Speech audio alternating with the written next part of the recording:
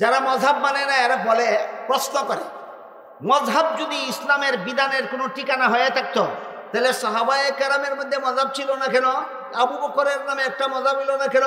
খলিফা উমরের নামে একটা মযহাব হইল না কেন? উসমানের নামে একটা মযহাব হইল না কেন? আলীর নামে একটা মযহাব হইল না কেন? সাহাবায়ে কেরামের নামে কোনো মযহাব হইল না কেন? আমি বলবো এই গণ্ড মূর্খরা সাহাবাও চিনে না, মযহাবও চিনে না। আবু বকরের একটা মযহাব ছিল আলাদা, এই মূর্খরা জানে না। হযরত উমরের একটা মযহাব ছিল আলাদা, এই মূর্খরা জানে না। হযরত ইবনে আব্বাসের একটা মযহাব ছিল আলাদা, মূর্খরা জানে না। হযরত ইবনে মাসউদের একটা মযহাব ছিল আলাদা, মূর্খরা জানে না। নবীর বিবি আয়েশার একটা আলাদা মযহাব ছিল, মূর্খরা জানে না। দুই একটা উদাহরণ দেব। আমি আশা করি নবীর খাঁটি উম্মত হিসাবে আপনারা সকলে জানেন এবং বিশ্বাস করেন, রাসূল করিম সাল্লাল্লাহু আলাইহি ওয়াসাল্লাম মেরাজের রাত্রে সশরীরে জাগ্রত অবস্থায় সাত আসমানের উপরে জান্নাত জাহান্নাম পরিদর্শনে আল্লাহর সাক্ষাতে গিয়েছিলেন। বিশ্বাস করেন? তখন আল্লাহ রাসূল চাক্ষুষভাবে জান্নাত দেখেছেন, চাক্ষুষভাবে জাহান্নাম দেখেছেন, আল্লাহর সাথে সাক্ষাতে কথাবার্তা বলেছেন, কিন্তু আল্লাহকে দেখেছেন কিনা এই প্রশ্নের জবাবটা কোরআন হাদিসে পরিষ্কারভাবে নাই। মেরাজের রাত্রে যখন রাসূল আল্লাহর সাথে কথা বলেছিলেন তখন আল্লাহকে দেখেছেন কিনা, দেখে থাকলে কিভাবে দেখেছেন, এর ব্যাখ্যা কোরআন হাদিসে নাই। এমন সমাধান কিভাবে বের করতে হয়? ইজতিহাদ। এমন সমাধান কিভাবে বের করতে হয়? ইজতিহাদ। মেরাজের রাত্রে রাসূল যখন আল্লাহর সাথে কথা বলেছিলেন তখন আল্লাহকে দেখেছেন কিনা, দেখে থাকলে কিভাবে দেখেছেন, এই সমাধান বের করার জন্য ইজতিহাদ করেছেন নবীর বিবি আয়েশা রাদিয়াল্লাহু আনহা ও নবীর আপন চাচাতো ভাই উম্মতের শ্রেষ্ঠ মুফাসসিরে কুরআন হযরত আব্দুল্লাহ ইবনে আব্বাস রাদিয়াল্লাহু আনহু।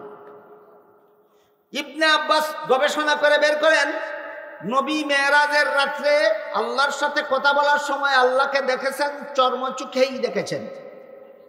এটা ইবনে আব্বাসের মাযহাব।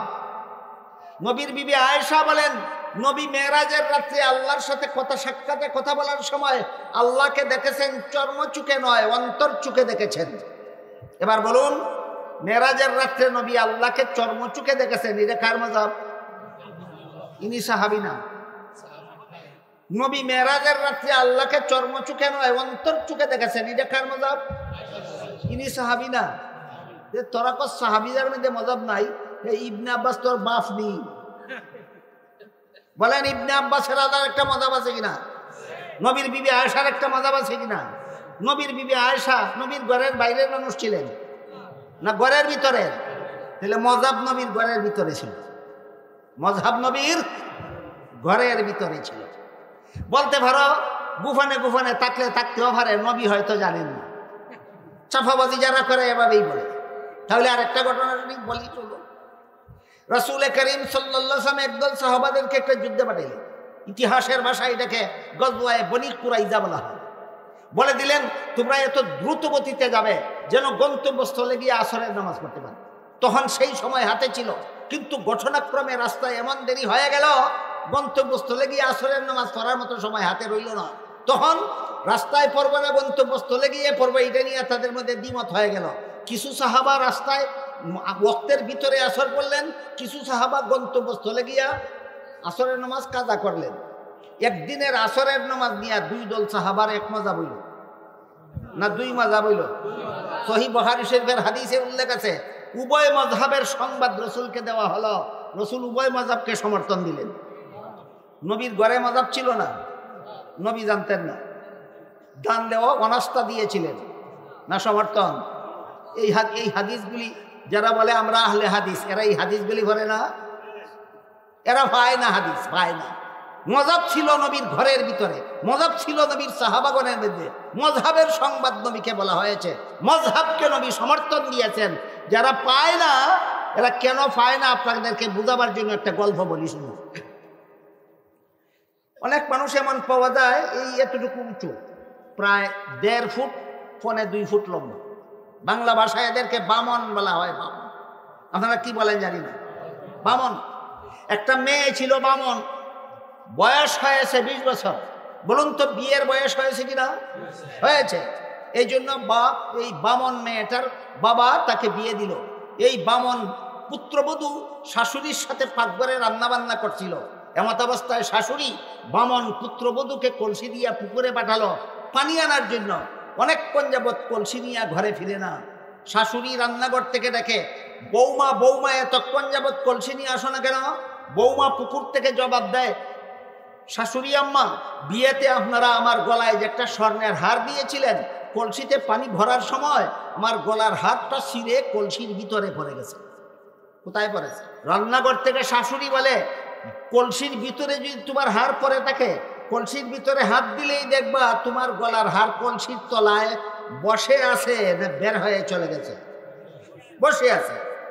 বৌমা পুকুরের পার থেকে জবাব দেয়, শাশুড়ি আম্মা, এতক্ষণ যাবৎ কলসির ভিতরটা আমি হাত রাইতেছি, এই কলসির তলায় আমার হার বসে থাকবে দূরের কথা, আপনাদের কলসিটার তো তলাই নাই। বলতে পারেন কেউ তলা নাই বলে কেন? বলেন কলসির তলা নাই না বামনের হাতে নাগাল ভাই না? বলুন হাদিসে মজাব নাই না বামনরা লাগাল ভাই না? এই বামনদের নাম হইল আহলে হাদিস। আর একটা প্রশ্নের জবাব দিয়ে শেষ করতে চাই, সেটা হলো কোন দেশের মুসলমান কোন মজাব পালন করবে? এই পর্যন্ত আমরা জানলাম সূরা নিসার 59 নম্বর আয়াতে আল্লাহ বলে দিয়েছেন ইসলামের যাবতীয় বিধিবিধান 4 ঠিকানায় পাওয়া যাবে। কত ঠিকানায়? প্রথম ঠিকানার নাম আল্লাহর কোরআন, দ্বিতীয় ঠিকানার নাম রাসূলের হাদিস, তৃতীয় ঠিকানার নাম উম্মতের ইজমা, চতুর্থ ঠিকানার নাম মুস্তাহিদগণের মাযহাব। এই 4 ঠিকানা আল্লাহ কোন সূরার কত নম্বর আয়াতে বলে দিয়েছেন? সূরা নিসার 59 নম্বর আয়াত। এখন প্রশ্ন বাকি রইল, মযহাব যে নবীর ঘরের ভিতরে ছিল না ছিল না? নবী জানতেন না? না জানতেন? জানতেন। জেনে অনাস্থা দিয়েছিলেন না সমর্থন? এবার প্রশ্ন বাকি রইল, কোন দেশের মুসলমান কোন মযহাব মতো আমল করবে? এইটাও হাদিসে আছে, কিন্তু বামনে লাগাল ভাই না। কারা লাগাল ভাই না? হাদিসে আছে কোন দেশের মযহাব, কোন দেশের মুসলমান কোন মযহাব পালন করতে হবে। এই হাদিসটা হলো হযরত রাসূল করিম সাল্লাল্লাহু আলাইহি ওয়াসাল্লাম হযরত মুআয ইবনে জাবাল রাদিয়াল্লাহু আনহুকে ইয়ামান দেশের যাবতীয় সমস্যাবলীর সমাধানদাতা দিয়ে বানিয়ে পাঠিয়েছিলেন। ইয়ামানের মুফতি, ইয়ামানের কাজী, ইয়ামানের বিচারক বানিয়ে হযরত মুআযকে ইয়ামান পাঠিয়েছিলেন। মুআয নবীর প্রিয় সাহাবী। বিদায়ের সময় রাসূল মুআযকে জিজ্ঞেস করলেন, মুআয, তুমি ইয়ামানবাসীকে তাদের জীবনের সব সমস্যার সমাধান কোথা থেকে দেবে? মুআয বলেন, আল্লাহর কোরআন থেকে দেব। রাসূল জিজ্ঞেস করেন, যেই সমস্যার সমাধান কোরআনে পাবে না সেই সমস্যার সমাধান কোথা থেকে দেবে? মুআয বলেন, রাসূলের হাদিস থেকে দেব। রাসূল জিজ্ঞেস করেন, যেই সমস্যার সমাধান কোরআনেও পাবে না হাদিসেও পাবে না সেই সমস্যার সমাধান কোথা থেকে দেবে? দেখুন সবকিছুর সমাধান কিন্তু তখন হয়ে গেছে। মুআয বলেন, আমি ইজতিহাদ করে সমাধান বের করে দেব। আল্লাহ রাসূল সন্তুষ্ট হয়ে আল্লাহর শুকরিয়া আদায় করেছে। এবার বলুন, কার ইজতিহাদগত সমাধান মেনে চলার জন্য রাসূল ইয়ামানবাসীকে ব্যবস্থা দিলেন? তাহলে মুআযের বের করা সমাধানের নাম উম্মতের ইজমা না মুআযের মাযহাব? মুআযের মাযহাব। মুআযের মাযহাব পালনের ব্যবস্থা করে দিলেন রাসূল ইয়ামানবাসীর জন্য। এর মাধ্যমে শিক্ষা দিলেন, যেই দেশে যেই মাযহাব চালু আছে সেই দেশের মুসলমান তার মাযহাব মতো আমল করবে। এবার বলুন, বাংলাদেশে কার মাযহাব, কোন মাযহাব চালু আছে? ওই মুআয সংক্রান্ত হাদিসের দ্বারা পরিষ্কার হয়ে গেল বাংলাদেশের মুসলমানদের জন্য আল্লাহ রাসূল হাদিসে সিদ্ধান্ত করে দিয়ে গেছেন, তোমাদের দেশে যেহেতু হানাফি মাযহাব চালু আছে, তোমরা যারা আলেম না তোমরা হানাফি মাযহাব মতো কোরআন হাদিস আমল করবে। এই মর্মে আল্লাহ সূরা মায়েদার 3 নম্বর আয়াতে বলেন, আল ইয়াউমা আকমালতু লাকুম দীনাকুম ওয়া আতমামতু আলাইকুম নি'মাতি ওয়া রাদিতু লাকুমুল ইসলাম দীনা। আজকে তোমাদের দিনকে পরিপূর্ণ করে দিলাম। সূরা ফাতিহার 3 নম্বর আয়াতে মালিক ইয়াউমিদ্দিন আয়াতে দিন অর্থ কর্মফল। সূরা আলে ইমরানের 85 নম্বর আয়াতে দিন অর্থ ধর্ম। সূরার 13 নম্বর আয়াতে আকিমুদ্দিন আয়াতে দিন অর্থ ইসলামের বিশুদ্ধ মতবাদ। সূরা মায়েদার 3 নম্বর আয়াতে আল ইয়াউমা আকমালতু লাকুম দীনাকুম আয়াতে দিন অর্থ ইসলামের বিধিবিধান। ইসলামের বিধিবিধান পরিপূর্ণ করে দিলাম কথাটা বলেছেন সূরা মায়েদার 3 নম্বর আয়াতে। কত ঠিকানায় পাওয়া যাবে? জবাব দিয়েছেন সূরা নিসার 59 নম্বর আয়াত। এবার বলুন, ইসলামের যাবতীয় বিধিবিধান কিয়ামত পর্যন্ত মানব জীবনের সব সমস্যার সমাধান যে ইসলামের বিধিবিধান পাওয়া যাবে কত ঠিকানায়? প্রথম ঠিকানার নাম আল্লাহর কোরআন, দ্বিতীয় ঠিকানার নাম রাসূলের হাদিস, তৃতীয় ঠিকানার নাম উম্মতের ইজমা, চতুর্থ ঠিকানার নাম মুস্তাহিদগণের মাযহাব। ভুলে যাবেন কোনোদিন? কোনোদিন ভুলে যাবেন না।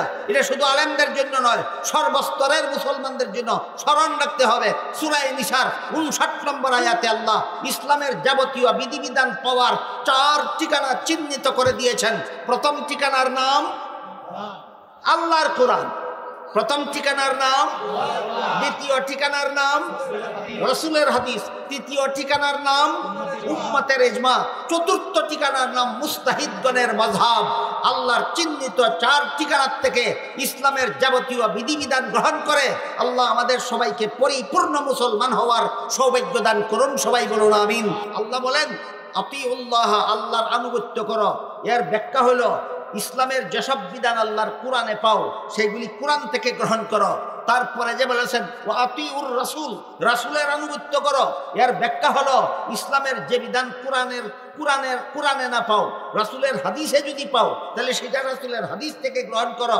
তারপরে যে আল্লাহ বলেছেন ওয়া উলিল আমরি মিনকুম, এর ব্যাখ্যা হলো ইসলামের যে বিধান কোরআনেও পাও না, হাদিসেও পাও না, সেই বিধান যদি উম্মতের ইজমায় পাও তাহলে সেটা উম্মতের ইজমা থেকে গ্রহণ করো। আর যদি মুস্তাহিদগণ সমাধান বের করতে গিয়ে ঐক্যবদ্ধ সমাধান নয়, ভিন্ন ভিন্ন সমাধান, ভিন্ন ভিন্ন মুস্তাহিদ ভিন্ন ভিন্ন সমাধান বের করে, তাহলে এক একজন মুস্তাহিদের বের করা সমাধানকে এক একটা মাযহাব বলা হয়। এই মর্মে আল্লাহ 59 নম্বর আয়াতে বলেন ফাইন তানাযাতুম ফি শাইইন, তোমরা যদি ঐক্যবদ্ধ না হয় ভিন্ন ভিন্ন সমাধান যদি বের করো, তাইলে এক একজন মুস্তাহিদের বের করা এক একটা সমাধানেই ইসলামের বিধিবিধান পাওয়ার চতুর্থ ঠিকানা। সূরা নিসার 59 নম্বর আয়াতে আল্লাহ ইসলামের যাবতীয় বিধিবিধান পাওয়ার 4 ঠিকানা চিহ্নিত করে দিয়েছেন। 1 নম্বর ঠিকানার নাম আল্লাহর কোরআন, 2 নম্বর ঠিকানার নাম রাসূলের হাদিস, 3 নম্বর ঠিকানার নাম উম্মতের ইজমা, 4 নম্বর ঠিকানার নাম মুস্তাহিদগণের মাযহাব। সূরা নিসার 59 নম্বর আয়াতে আল্লাহ ইসলামের যাবতীয় বিধিবিধান কত ঠিকানায় পাওয়া যাবে বলে দিয়েছেন। প্রথম ঠিকানার নাম আল্লাহর কোরআন। আমি যেভাবে বলি, আমি জিজ্ঞেস করলে সেভাবে বলবেন। প্রথম ঠিকানার নাম আল্লাহর কোরআন, দ্বিতীয় ঠিকানার নাম রাসূলের হাদিস, তৃতীয় ঠিকানার নাম উম্মতের ইজমা, চতুর্থ ঠিকানার নাম ইমাম মুস্তাহিদগণের মাযহাব, চতুর্থ ঠিকানার নাম মুস্তাহিদগণের মাযহাব। এখন যদি আপনি বলেন আমি উম্মতের ইজমা মানি না, তাহলে সূরা নিসার 59 নম্বর আয়াত মানেন না। এখন যদি বলেন আমি মাযহাব মানি না, তাহলে আপনি সূরা নিসার 59 নম্বর আয়াত মানেন না। 59 নম্বর আয়াত মানতে হলে কোরআন মানতে হবে, হাদিস মানতে হবে, ইজমা মানতে হবে, মাযহাব মানতে হবে।